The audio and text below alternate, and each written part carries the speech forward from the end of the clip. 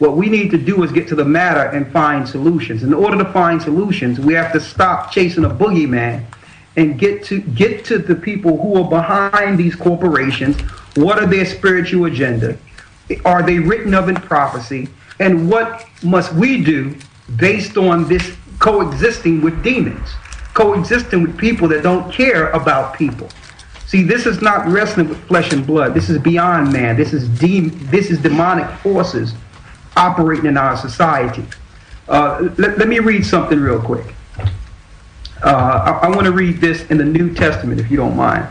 It tells us in, and I'm going to read it here. It says, and I'm in the 3rd verse. It says, "Let no man deceive you by any means, for that day shall not come except there come a falling away first, and that man of sin be revealed, the son of perdition, who opposeth and exalteth himself above all that is called God, or that is worshipped, so that he as God sitteth in the temple of God, showing himself that he is God." So according to Bible believers and people that believe in the Most High, we believe that in the end time, there'll be actions in the earth which would reveal this man of sin. And it's prophecy that we must identify this man of sin before the second coming. So yes, while all people are complicit, operating in a system that was set up by the man of perdition, we must now identify whose hidden hand is behind the corporate agenda that's not only destroying animals, that's not only destroying fish and birds, that's also planning a mass genocide of 80% of the earth aimed towards killing God's people. Now, this is written of in Scripture, that this man of sin should be revealed. Now, we cannot identify them if we're going to blame everyone, everyone within the ecosystem or within the earth. We must point to the brain trust, the brains that was behind the system we have today, and what their agenda was from the beginning. And I feel that's the piece, that's where we come in at. I feel that we can go into these scriptures and figure out who is the son of perdition, who's being controlled under the wiles of Satan, and has hid himself to the point where we're pointing to the poor people about using light bulbs when these people are killing seas, they're killing oceans. So why is it that we can point to ourselves and not identify the people that are killing on a mass scale? Now, I'm going to let you back in, Gocc, but I want to show you that this is Bible prophecy also. When you go into the book of Revelations, the 8th chapter, and Christ spoke of these things. You mentioned earlier about the earthquakes in different places. All these things are written of in Scripture. All right. When you go to Revelation, the 8th chapter, it tells us, I'm in the 8th verse, it says, "And the second angel sounded, and as it were a great mountain burning with fire was cast into the sea." Now that's how it looked when you seen those cameras at the bottom of the sea looking, filming the BP oil rig. It looked like something was spouting out of a mountain that was cast into the sea. Now this is Bible prophecy 2,000 years before we heard anything of a oil spill. Now it says, "And the second angel sounded, and as it were a great mountain burning with fire was cast into the sea. And the third part of the sea became blood." Now one thing about this, and I have pictures of it, it looked like red blood was running in the sea. That's what it looked like from NASA pictures. Also, the one element that can turn water red is in oil.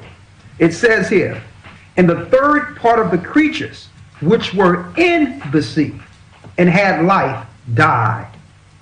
And the third part of the ships were destroyed." So that's showing us, according to prophecy, that something would happen in which we would see something coming out of a mountain in the sea that would kill the creatures in the sea. That means 1 out of every 3 creatures in the sea would eventually die. And it says also right here, now understand this clearly, "and had life died." So what happens to the fish that beach themselves or die and get washed ashore? That's a natural cleansing process of the earth. What happens? The birds come out early in the morning when they wake up and go right to the waters. They go to the waters and they eat this toxic fish and these toxic animals. That's natural food because birds are scavengers. So now they are eating all these toxins all throughout the earth on the shores, and now all of a sudden birds are falling like nothing. Then it says in Scripture, and the third part of the ships were destroyed. I need you to go online when you get a chance, Gaja, and look at how many people make a living strictly off of the seaports. I'm talking about the fishermen and those that make their livelihood strictly off of nets, off fishing. Now the ships are being destroyed, which means people cannot make their regular revenue on the shores because of what's happening in the seas.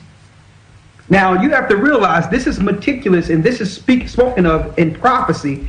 And what we're saying is the man of sin or the son of perdition is behind these activities and actions. This earth was running fine before there was any such thing as using oil as the blood. We lived thousands of years in great empires with great machinery, and we lived healthy off of the earth. And really, the earth have regressed. Excuse me. We have regressed as a civilization. This technology have not benefited us. This technology have killed us. All right? We've been living long before there was any such thing as pumping oil out of the ground. And we had steamships and steam cars before there was any such thing as oil. A matter of fact, in the United States, Chrysler bought the patent to the electric car. Why? Because the electric car was going to wean the people off of oil supply. What did the George Bushes do because their money is in oil? They killed the electric car.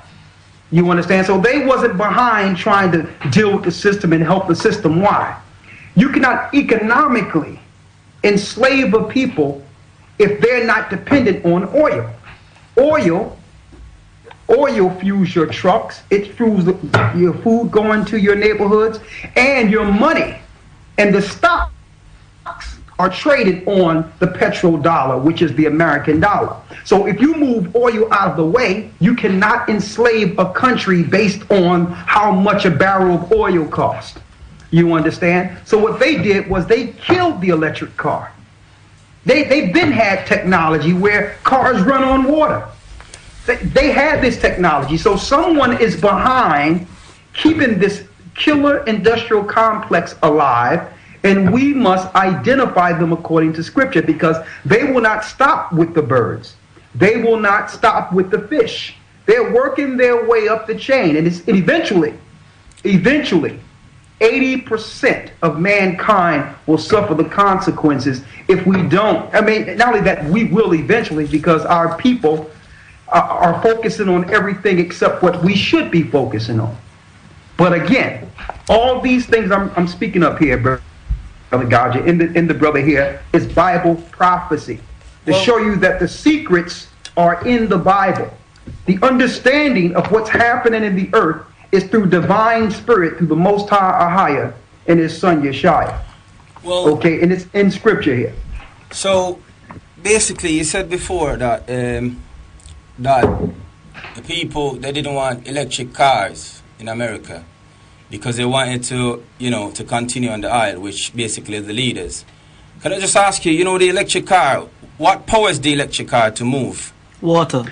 Well, believe it or not, brother, I'm going to tell you this. They had natural cars that ran off of just plugging your car in every day, and they had wind electricity in California. Listen, they were using wind electricity, natural wind electricity, straight from the wind tunnels for electric. So it was eco-safe. It was totally safe for society. And they knew this. They even had little stations in which, instead of you paying this top dollar based on what's going on in the Middle East, you pay a fraction of what it costs for you to fill up your car and plug in for about 15, 20 minutes.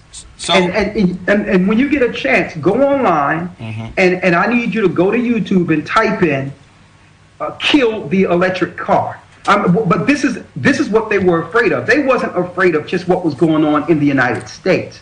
Chrysler bought the patent because if this technology is used throughout the earth, it changes the global captivity of people.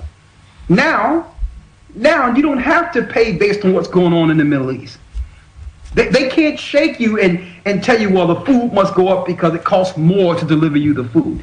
It takes the grip off of the slave masters. It takes the power from those who are controlling the earth.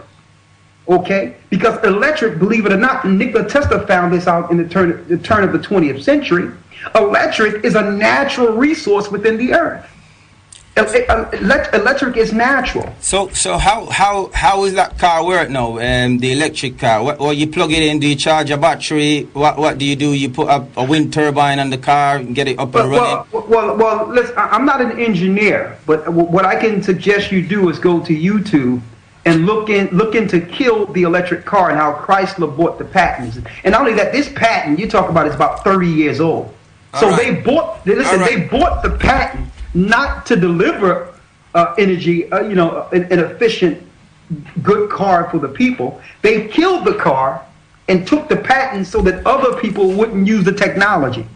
So they would rather poison come out your exhaust system. They would rather you die driving your car. So who do you say these people are now? Who are these people? Okay, now we get in someplace. In Revelations 2 and 9, let me go there. And I'm going to tell you right now, the Arabs and the Jewish powers are complicit. They're in bed together. And the Most High going to take them out. Not to mention the Christian power. No, listen, the Arabs, I'm going to point, when I say I'm going to identify people, I'm not going to mess around based on their religion. I'm going to tell you according to nation.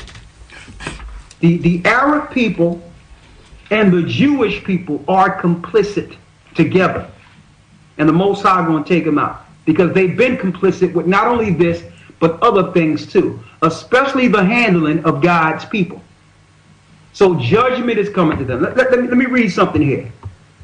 When you read Revelations 2 and 9, and I'm going to get into these same, I would call them rogue vagabonds who are loose on the earth, destroying the earth because of their jealousy and envy against God's people. So we're going to point to them too and let them know that the Most High is going to utterly deal with them. That's what these wars are being brewed for. Okay? They will not escape. The Arabs will not escape. And the Jewish powers, which is the son of perdition or the children of Amalek, judgment is at hand. When you read Revelations 2 and 9, Christ identified these, what you would call identity thieves. Revelations 2 and 9 says, I know thy works in tribulation and poverty, but thou art rich. And I know the blasphemy of them which say they are Jews and are not, but are the synagogue of Satan. That means they're the chief house of Satan.